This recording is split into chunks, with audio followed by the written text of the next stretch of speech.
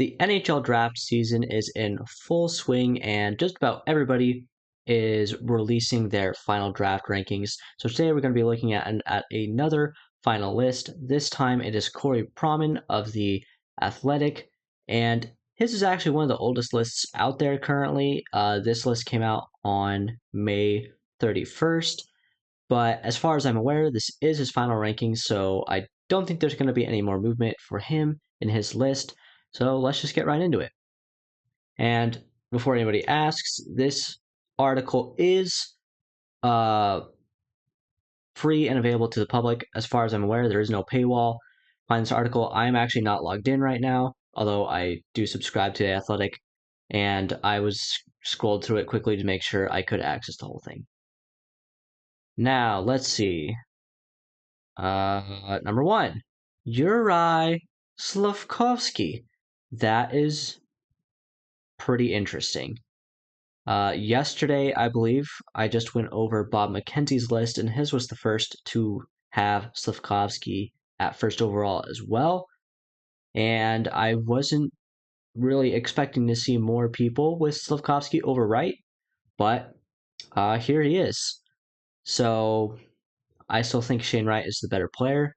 I have him first overall on my list. It's interesting. It's certainly interesting. It makes for an entertaining draft, to say the least, especially if he does actually get drafted first overall. That would be pretty interesting. Yeah, Shane Wright is at number 2 for him, so no real super hot takes. He's at least there at number 2. Would have been interesting if there was somebody else. And 3, Logan Cooley. Okay, so far it does seem most people agree on those 3. Those are the 3 in my top 3, although I do have Wright first overall. I believe McKenzie has those 3 top 3 as well, and it generally seems like that's what most people have. I believe Elite Prospects had Juracek at 2, but that's the only major exception so far. And at 4, David Juracek. So Juracek, I believe I have at 4 as well. So far, very similar rankings. I like Juracek a lot. I think he's the best defenseman in the draft class. Doesn't necessarily have the highest ceiling, but overall, I think he'll be a very, very solid and effective hockey player. So at number 5, he has Simon Nemich. That makes sense to me. I have him a little bit lower, but a lot of people seem to have those 2 guys back to back, and it is pretty close for me whether or not, or which one is the best defenseman. Nemich, I think, has more upside, more higher ceiling, if you will. He does have some decision-making questions, things that he could work on, but if he hits, he could be significantly more impactful than Juracek. So I understand why they have him so high. 6, Cutter Gauthier. This is too high for him. I don't like Gauthier that much. I think he's fine. In fact, here it says basically all of his skills are average except his shot, which is high end. That's reasonable. I just don't think the upside is there. He has him compared to JT Miller. I don't think he's as good. I don't think he will become as good as JT Miller is now. See, bubble, top, and middle lineup player. Yeah, I don't know. I just don't like Gauthier that much. Joakim Kamel is at 7. There are other players, one in particular, Jagger Firkus, who I think plays a relatively similar game to guys like Kamel and Lakari Mackey, but those guys generally seem to be ranked higher than Fergus by quite a lot, and so kind of for that reason, I mean, this is high for Kamel in general, I think, but I'm assuming he's going to be like way ahead of Fergus, and I don't really like that. 8 is Matthew Savoy. Savoy's a guy I've gone back and forth on all season. I had him as high as 2, I had him as low as 8. Now I kind of have him at 5. And he's just a really high boom bust guy for me. A small player, probably a winger at the NHL level, but maybe he could play defense, or he could play center. because he is relatively responsible defensively. But high risk, high reward. I like him a lot, though. Marco Casper at 9. That's way too high for Casper. I don't like him that much. He's very solid, average. See, they have him compared to Sam Bennett. Bennett is not a guy that I think you would draft 9th overall if that's exactly what you know you're getting. I just don't think Bennett is that good. He had a pretty good year this year with Florida, but Florida was stacked. They just scored all the goals. But yeah, Casper, I think, is a middle 6 forward at best, probably a third line center. And I don't really want, I want to get a little bit more out of that, out of a top 10 pick. At 10, they have Urov. Urov is kind of similar to Casper in that I think he kind of just does everything okay. Although Urov, I think, is a bit better in general. So having him 10, that is a bit high for me, but it's not, I don't object to it as much as Casper. Okay, Lekari at 11. I have him ranked pretty close to that, although I have Kamel and Lekari, I believe. I have those guys back to back. The main problem I have is shot selection for both of those guys, but not awful. Shooting the puck is still a good thing, and he has a good shot, so it makes sense. But there are definitely times where you would rather see him pass. 12, Mirostarchenko. That seems kind of high on him. I have him roughly that high. I believe I have him in the middle of my first round because I think the upside is there. But at 12, that is significantly risky, I think, given he lost a lot of development time this year and last year. Yeah, and he's Russian. So there's, things going on with Russia right now that make Russian players a little bit more questionable than they normally would be. So yeah, I think the talent is there for 12, but the risk is a little bit more than I'd want to take on at that draft position. 13 is Matejchuk. This is another super risky player, in my opinion. Another guy with a lot of upside, but a lot of risk. 13 is definitely high on him for me. 14 is Brad Lambert. That's a bit low. He has fallen on my board over the course of the season. I believe I still have him top 10, though, towards the end of my top 10, so I don't disagree by a huge amount here. They have him compared to Andrei Burakovsky, which I can kind of see that. Yeah, I can kind of see that comparison. Burakovsky is an extremely streaky player, though, so if that's what you're getting out of Lambert, that's not fantastic. Every goal scorer is streaky, but Burakovsky, I feel like, is extra streaky, which can be pretty annoying at times. 15 is Leon Bichel. Not a guy I've seen a ton of this year, to be perfectly honest. It does seem a little bit high on him, but he's huge and he's a pretty good skater. So I think those are the two most valuable, or that's the most valuable combination of traits a defenseman can have. So, 15, sure, why not? 16 is Kevin Korchinski. Korchinski has fallen on my board a bit, actually, and I have him ranked very similar to this spot, so I don't really disagree. They have all of his skills here set at average, and yeah, I kind of see that. Maybe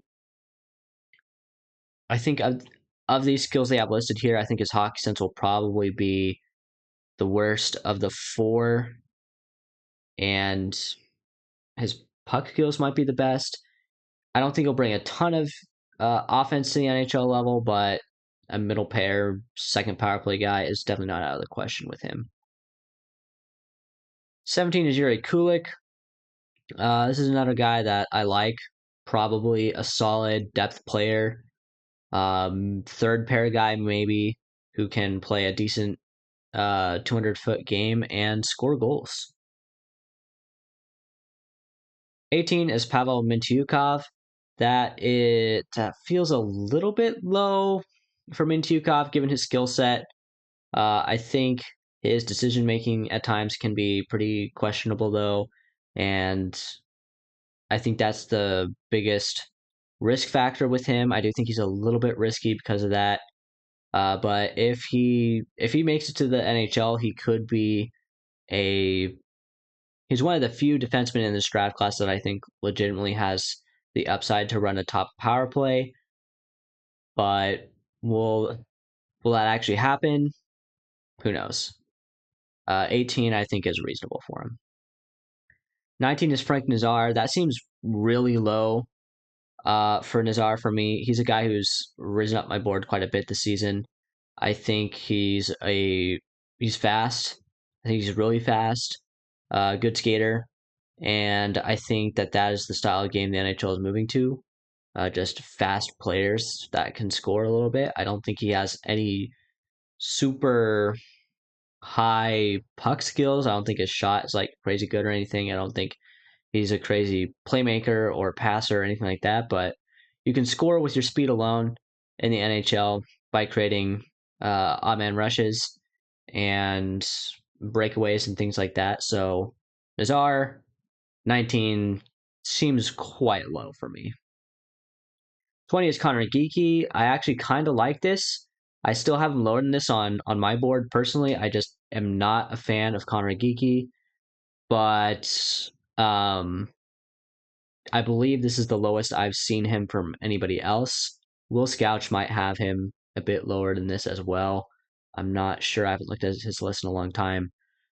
But yeah, interesting that they have his skating. Oh, it is below NHL average there. Okay, yeah. I didn't see the below for a second there.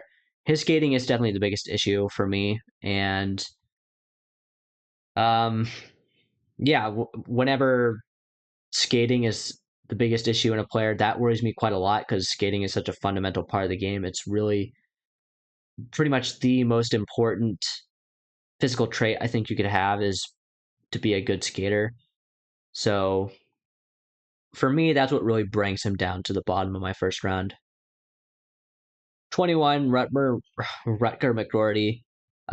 Yeah, that's fine. He's another depth guy, middle six to bottom six forward who can play a decent 200-foot game and maybe score a little bit.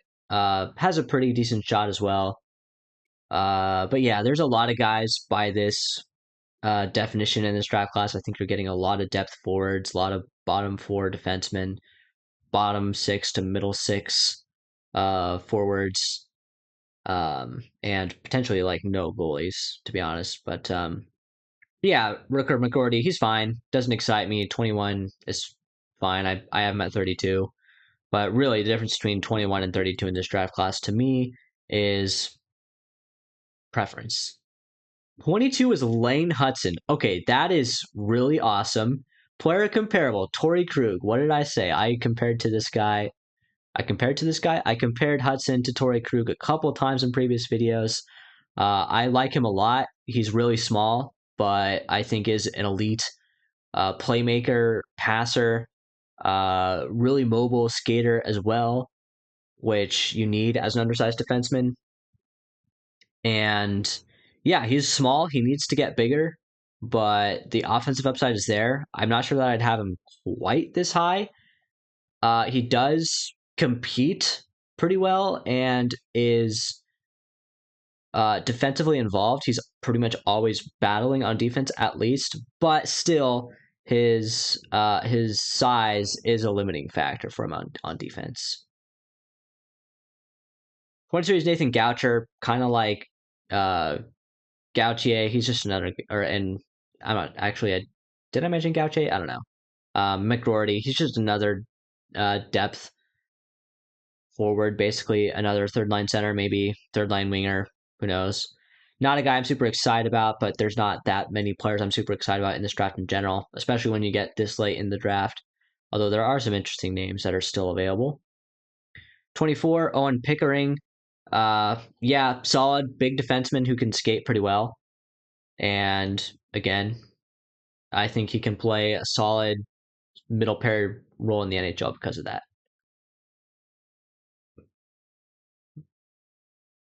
Okay, let's see.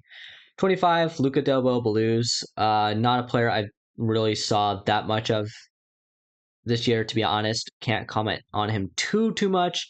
His rankings do seem to be roughly in this range. This is high for him. Seems like most people have him between about 25 and 50. So I don't know. It seems like that might be a little bit riskier than some of these other guys. His player comparable here is Ryan Donato, and Donato's kind of a guy that's bounced around. Had a pretty solid season this year for Seattle, but hasn't really shown any kind of consistency at the NHL level, I think. So that's the type of player you're getting with Lucadobo Blues. There's definitely better players that I would draft, or not necessarily better, but there's definitely players that I would draft ahead of him here. 26 is Liam Ogren. This also seems pretty low for Ogren to me. He is a guy who has a little bit more upside than a lot of the guys that have gone above him. I think maybe a second line playmaking winger can be there with him. He also has a decent shot, quite a good shot actually. Um, yeah, that's about all I have to say about Ogren, to be honest. 27, Jimmy Snuggerud. These guys all kind of just go into the same file in my brain. Middle six to bottom six forward. Uh, Nothing special about him, really. None of these guys are really stand out to me. 28, Owen Beck. This is not a guy I've seen too much of this season, to be honest. At this point, there are really some players that I would really take ahead of these guys. It'll be interesting to see what players get omitted from this top 32. 29, Ryan Chesley. That is the type of defenseman that I think generally goes at this point in the draft. So that is a reasonable spot to take him. I don't think he has a ton of offense that will translate to the NHL, but maybe a solid middle pairing guy. Probably not a guy who really gets much power play time in his career at all, but maybe chips in here and there at 5-on-5. Okay, number 30. Here we go. This is one of the guys I was looking for. Jagger Firkus. That's just really low on Firkus for me. I have him at 11. His skating average, I think he's an above average skater. Puck skills average, sure, I could see that, but I also see a world where he develops into a much better puck handler and passer as well. He's already decent and he's been improving as the season's gone along. So if that continues, could be above average there. Hockey sense average, sure. I think that's actually a slight weakness in his game there, but average is fine. Compete average, fine. Whatever compete even means exactly. Shot high end. That's what you're looking at. Firkus, I think, has the best shot in the draft. Could easily be a 30 goal scorer, I think. And yeah, I just love Firkus quite a lot. I think he's one of the few guys who can be a top line player. In this draft class, it says here he's projected middle lineup player. I don't see that at all. I think he's going to be a top six guy at the very least. 31's Isaac Howard, so he's another guy that just brings a ton of offensive upside. Reasonably fast, reasonably good shot, reasonably good playmaker, has good puck skills in general. Yeah, I have him a bit higher than this because of the upside. I think he's another guy who probably plays in like a second line role. But if I had to say if he's more likely to play at a first or a third line, I'd probably say third line, but a third liner who can score quite a lot. And finally, at 32, we have Philip Machar. He's a really solid all-around player, another guy who probably plays in a middle six to bottom six role. I feel like there's some more defensemen that could be in this round. I feel like there's just a ton of depth forwards here, but I know one defenseman I'm like 95% sure that we did not see in the top 32 is Vladimir Gruden. Gruden is my third favorite defenseman in the draft class. I love Gruden a lot. I think he's the best skater in the draft. And to see him outside the first round, I don't believe that's the first time. In fact, I believe Bob McKenzie had him at 88, which is kind of ridiculous. It does look like Pronmon's list continues to go down. Yeah, Yanni Nyman there. Zilkin, Bystedt. Let's see. Let's see if we could find Gerdine in here. I also might comment on some of these guys. That's a guy I haven't heard of. 40 for Ostlund, that seems about right. Lindgren, 41, sure. 43 for Lamoureux is way too high, I think. I don't think he's going to be a good NHL player. Uh, James Casey, 48. That's a little low, I think. Cameron's Gleb Chikasov at 51. I think that's um way too low on him. Above average shot. Puck skills and hockey sense. I think he's got those in spades. Maybe not, the best you've ever seen, but he just makes things happen in the offensive zone. He always finds a way. Tyler Brand at 66. There's your first goalie. Yeah, okay. I'm not finding Gerdinen. Looks like he's pretty low on him. He's at least a third line. He's at least in the third round here. I'm not going to spend all day looking for Gerdinen. Perhaps I'm wrong, and he actually did have him in the first round, and I look stupid right now. But either way, that will be it for this video. Thank you guys so much for watching. If you thought it served a like, go ahead and leave a like. I'll put another video on screen for you guys if you want to check that out right now. And whatever you do, have a nice day.